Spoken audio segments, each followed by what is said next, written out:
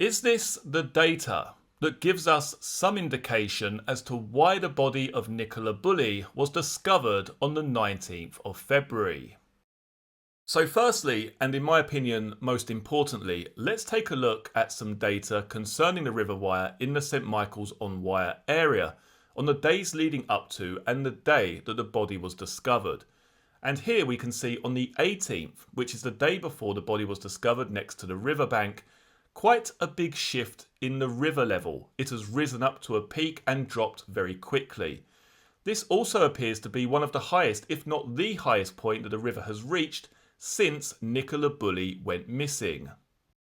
Now, when we combine that data with where the body was actually recovered from, as in the side of the riverbank close to a lot of thick vegetation, a fallen tree I believe is sticking out or submerged in the water with a lot of branches sticking out, and obviously the reeds that surround the area, and when we combine that with this sharp rise and fall in the river level, it could give us a very simple explanation as to why it has taken 23 days for this body to be recovered.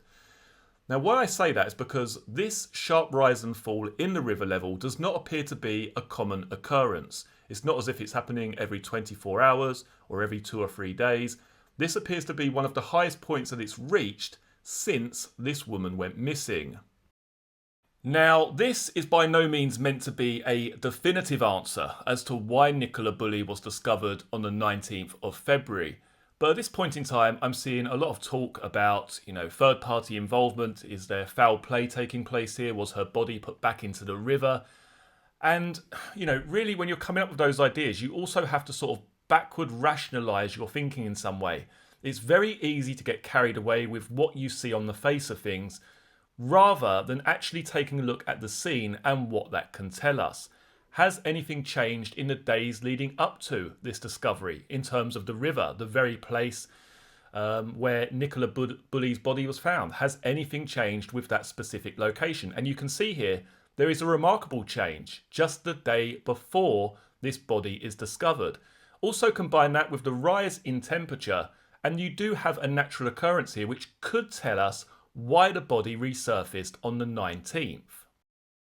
It's also important that I mention that at this point in time I am keeping an open mind in terms of what has transpired here with the case of Nicola Bulley. It's not the case that I'm just coming out with this video to discredit people who, believe that something has taken place here, that some foul play is involved.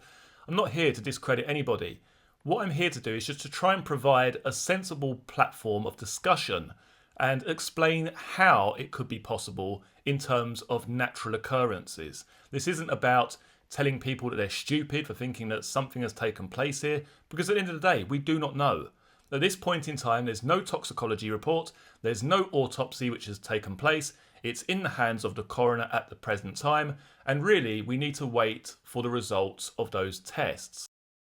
Now, I've received a fair few comments in the comment section to my videos regarding the 2 videos I made before the discovery of the body of Nicola Bulley, where I talked extensively about the area downstream needing to be searched a lot more thoroughly, and I explained some of my reasoning behind that.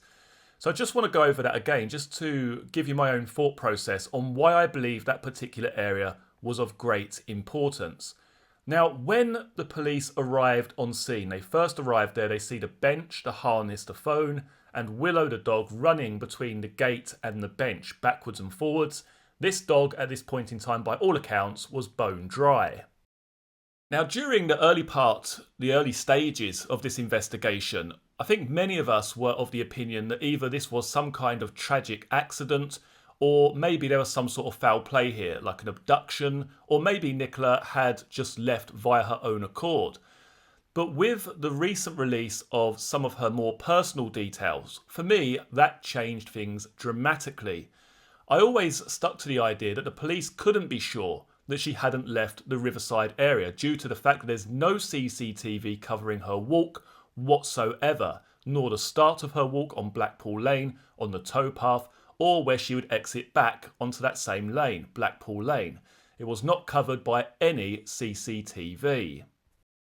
But for me personally, with the release of that information, it changed the entire case for me. It now became a fact that this individual may have entered the water voluntarily.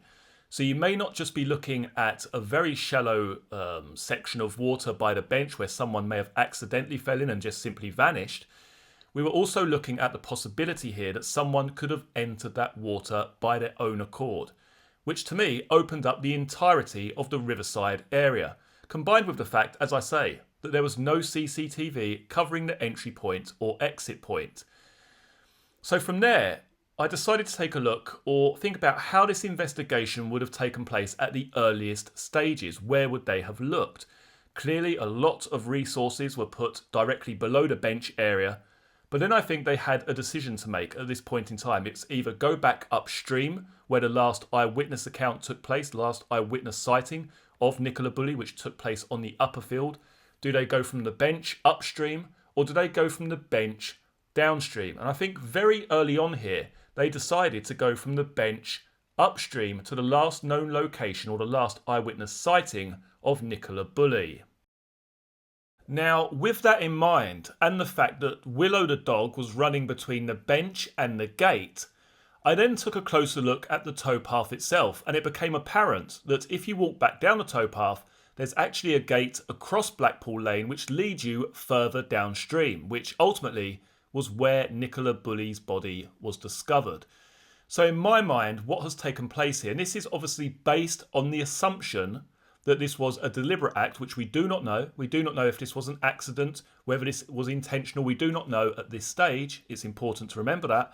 But if this was an intentional act, then I believe that Willow the dog was trapped or kept one side of the fence, possibly even distracted for a moment in time. Nicola would have then walked back down the towpath, crossed Blackpool Lane, straight through the gate and followed the river further downstream. Because I thought to myself, would you really want to be in that situation with your dog by your side? No, you wouldn't. You would not want the dog to either be harmed in some way, maybe jumping in after you, and you would not want that dog to draw unnecessary attention to what is taking place. Also bear in mind that that location further downstream is most likely less frequented with dog walkers. However, as I say, that is just a pure assumption at this point in time. This could have been simply a tragic accident. But the problem that I have with that is the fact that if this was indeed an accident, I still can't work out how that body moved such a distance that it wasn't discovered on the first day. And that is what really confuses me with this case. It's not like this lady was missing for 2 or 3 days and then the divers turn up there and jump in. They were there within a few hours. And everything that we know, statistically speaking, about bodies who enter water, they do not move very far, particularly early on. And the point at which the bench is located, that river or that part of the river is hardly moving at all. It really sort of picks up after the Wyre location. So if indeed it was an accident, I still find that very, very hard to believe based on the fact that her body was found half a mile away. And as I say, without the presence of a toxicology report or a full autopsy or any sort of report from the coroner, it's almost impossible at this point in time to figure out or speculate about exactly what has taken place here. This could have been a tragic accident, as we say. This could have been intentional, or there could be some foul play involved. We do not know at this point in time. But I would say just take a look at what I showed you during the first part of this video. This rise in water level. Could this be the natural occurrence combined with the recent rise in temperature? Could this explain, in terms of a natural occurrence, why that body was discovered just the very next day? It's certainly worthy of consideration. Anyway, many thanks for joining me for this particular video. If you found this video helpful, please do give the video a thumbs up below and subscribe to the channel. And I look forward to seeing you all again for the next one. Take care. Cheers.